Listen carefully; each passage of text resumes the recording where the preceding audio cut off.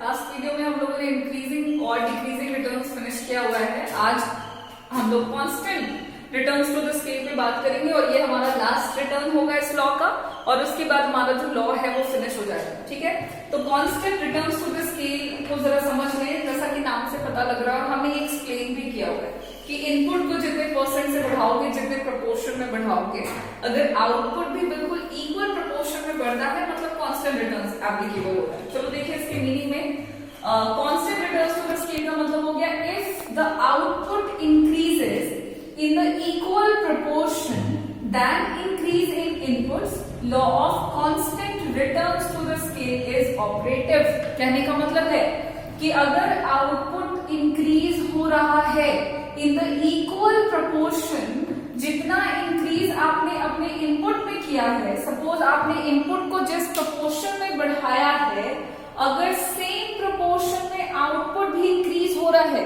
इसका मतलब है कि constant returns to the scale operative है, मतलब वो ऑपरेशन में है, लागू हो रहा है। जो बोला है वो एग्जाम्पल में इसको देखेंगे हम लोग। सपोज करो आपने इनपुट को बढ़ाया है बाय 5% और रिजल्ट में अगर आपका आउटपुट भी 5% से बढ़ रहा है, इसका मतलब है कि आपकी इंडस्ट्री में constant returns to the scale operation में है, यानी कि लागू हो रहा है। अब इसको हम एक्सप्लेन करेंगे।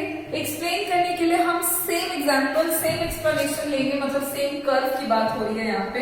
हम यहाँ पे आइसोपॉन कर्व की मदद से law of constant returns to the scale को एक्सप्लेन करेंगे।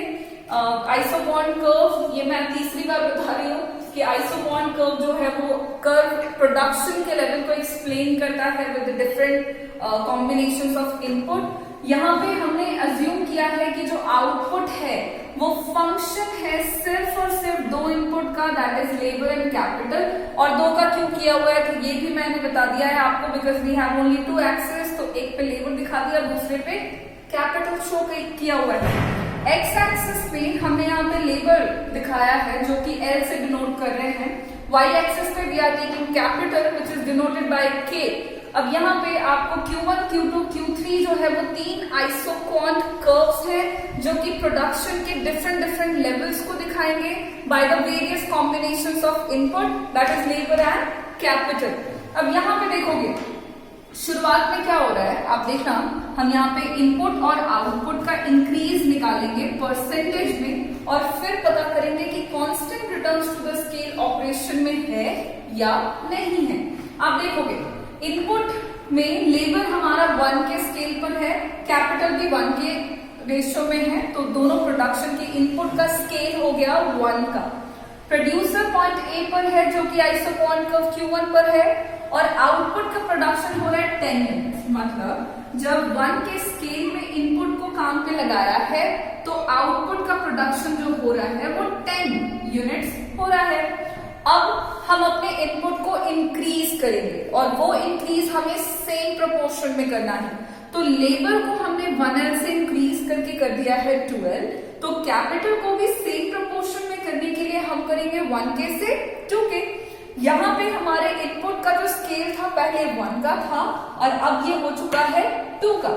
जब हमारे इनपुट का स्केल बढ़ा है तो हमारा प्रोड्यूसर भी आगे बढ़कर पॉइंट बी पर पहुंचेगा और जो बी पॉइंट आपको Q2 आइसोपॉन कर्व पर मिलेगा। पहले आउटपुट का प्रोडक्शन 10 यूनिट्स हो रहा था और इनपुट का स्केल बढ़ाया है तो आउटपुट का प्रोडक्शन भी बढ़ा और वो बढ़कर के हो गया है 20 यूनिट्स। मतलब जब हमने अपने इनपुट को बढ़ाया तो हमारा आउटपुट भी बढ़ा और वो बढ़कर के 20 यूनिट्स हो गया। अब हमें क्या करना है, परसेंट इंक्रीज देखेंगे कि कितने परसेंट का इंक्रीज हमने इनपुट में किया और कितने परसेंट का इंक्रीज हमारे आउटपुट में हो रहा है। यहाँ पर इनपुट का इंक्रीज जो है वो आपका 100% है। निकालने का सेम तरीका, final minus initial by initial into 100, तो आपका आ जाएगा 100%।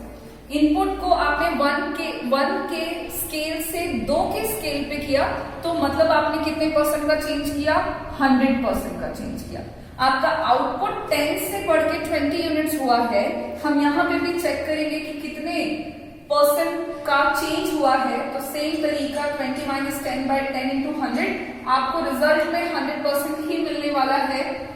सॉल्व करें तो 100 आ रहा है, मतलब हमारा इनपुट 100% से बढ़ा और हमारा आउटपुट भी 100% से बढ़ा है। इसका मतलब है कि इनपुट का जो इंक्रीज है वो आउटपुट के इंक्रीज के बिल्कुल इक्वल है, या यूं कहो कि आउटपुट का इंक्रीज इनपुट के इंक्रीज के इक्वल है, सेम प्रोपोर्शन में है। मतलब आपकी इंडस्ट्री में constant returns to the scale operative है, ऑपरेशन में है। एक बार फिर से हम अपने इनपुट को बढ़ाएंगे, स्केल को बदलेंगे।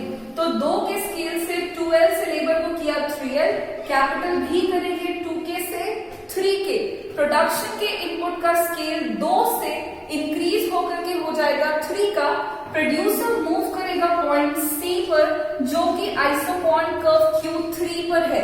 पहले 2 के स्केल में प्रोडक्शन का यूनिट जो है वो 20 यूनिट था, आउटपुट का यूनिट 20 यूनिट था। अब 3 के स्केल पे आउटपुट का प्रोडक्शन बढ़ा और बढ़कर के हो गया है 30 यूनिट। यहाँ देखेंगे 2 के स्केल पे प्रोडक्शन का यूनिट जो है वो 20 था। 3 के स्केल में जब हमने इनपुट को बढ़ा दिया देन हमारा आउटपुट का प्रोडक्शन बढ़कर के 20 से हो गया 30 यूनिट्स। अब एक बार फिर से हम इंक्रीज निकालेंगे तो यहाँ पे आप इंक्रीज निकालो तो 3 माइनस 2 बाई 2 इंटू 100 आपको रिजल्ट में मिलेगा 50%। मतलब आपका इनपुट जो है आपने कितने परसेंट से बढ़ाया, 2 से 3 किया तो कितना परसेंट इंक्रीज किया, 50।